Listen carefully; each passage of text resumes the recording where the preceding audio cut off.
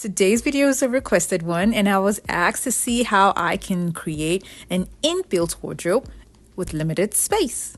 So for today's video, I'm going to be using this corner in my craft room to build a wardrobe. And I'll be using mirrors that I got from Walmart as the doors. I'm also going to be using pegboards for this DIY as well.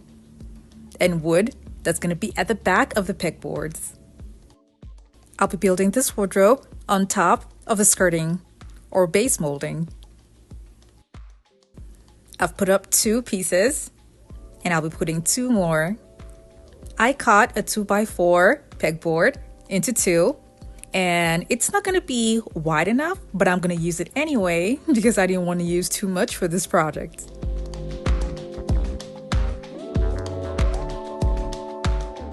The next thing I'll do is attach the hinges to the mirrors before attaching them to the boards.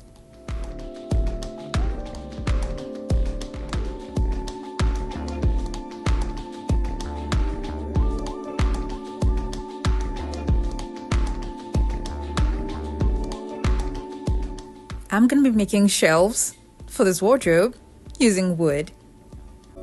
This is such a good tool to have at home for people who are into DIY, especially with lots of cuts from wood, but little cuts because this is a small machine that does not do heavy duty cutting. Just little cuttings will be good for this machine. And the link for this is going to be down in the description box below. After I was done, I painted them white.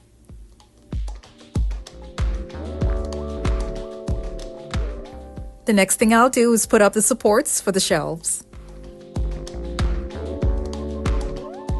I'm going to go ahead and paint these wood pieces as well.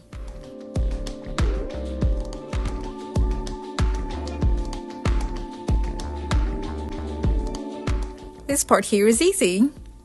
You just put the shelves on the wood.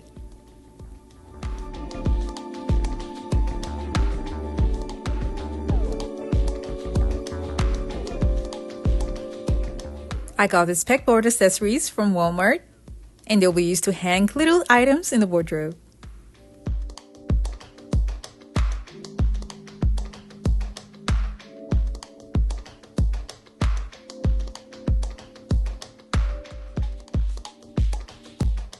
I'll be covering up the corners with crown molding. I'm going to use a little bit of white paint to hide the Tacknails, and then clean up the mirrors before attaching decorative onlays that I got online, and the link for this is going to be down in the description box below. I spray painted them white, but I had an issue with the pattern because it's just one singular pattern and this is what it's supposed to be, but it's going to have to be upside down for some of them. So I ended up figuring out a way to do it that it would still look good in the eye.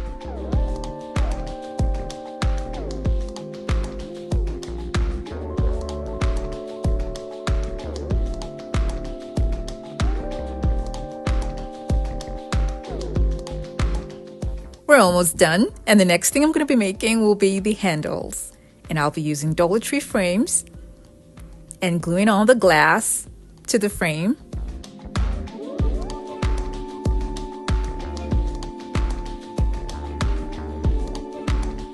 Now you see this foam that comes with the frame. I'm going to cut a little bit of it and attach it to just one side of the frame. And that's going to compensate for the frame that's on the mirror. I'll be gluing crystal knobs that I got online in the middle.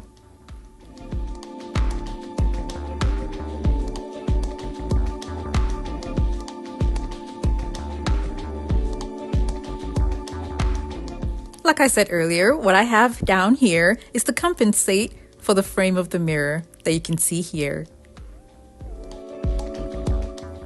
I made 2 and glued them to the doors using a strong adhesive and a hot glue gun. I added some gems to the onlays, and because of that, I added gems also to the frames. This is such an awesome way to make use of the little corner that you have in your room. I just put little items here for display purposes. I actually have this in my craft room, so I am just responding to a request that someone made So after I'm done with this video, I'm gonna turn mine into a storage cabinet. Only because I don't really need clothes to be in my craft room. But I just hope this is a nice idea that the lady is gonna make use of. Because honestly, guys, I know that we have certain corners in our bedrooms that are just bare. So I mean, this is just gonna be like an extra wardrobe space.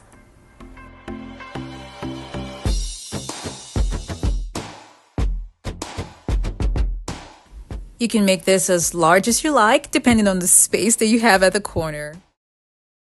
The main structure for this DIY is going to be with Walmart mirrors. I'm also going to be using canvas panels. This is strong, so to make it even stronger, I'm going to cut the exact shape by measuring it like this, cutting it, and then I'm going to double it and glue them together.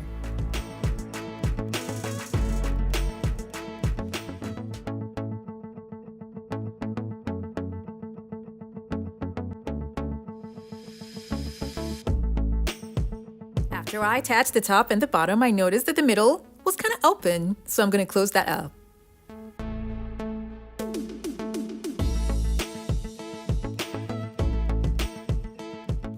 I got a pack of corner braces, and I'll be using just one.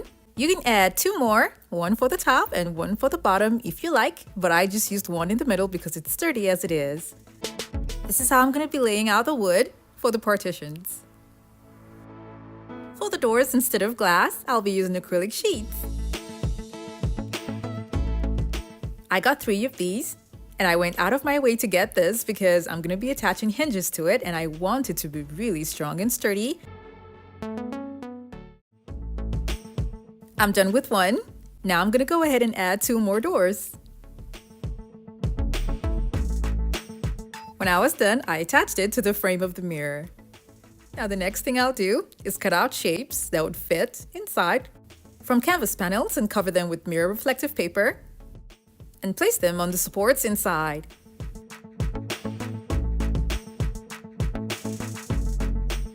I'm almost done here, so I'll be removing the protective film on both sides of the sheet.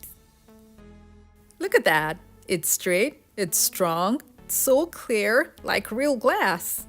Because I ran out of mirror reflective paper, I'll be cutting out the shape from a cake platter and gluing it on top.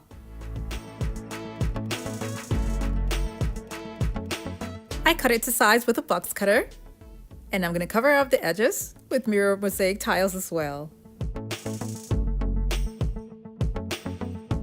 I'll be using this catchwood strike that I got from Home Depot for the doors.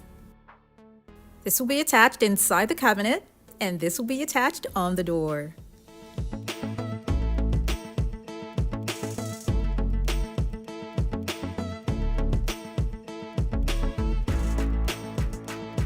This is an LED strip that I used in my previous apartment, and it's just been laying around doing nothing, so I'm going to attach it inside the cabinet for lighting. You'll see the effect much better at night. Now this is what it looks like when I have things placed inside. Because the acrylic sheets that I used were not long enough to touch the other side, I'll be cutting a little piece to attach it to the other door to have it closed all through. Something like this in the market would go for anything from $400 and up, but I spent about $45 only because I used acrylic sheets for the doors instead of glass that I would have gotten from the Dollar Tree. Thank you guys so much for watching. Now I have other home decor DIY videos that are linked in the description box below to check them out, and don't forget to click on the subscribe button.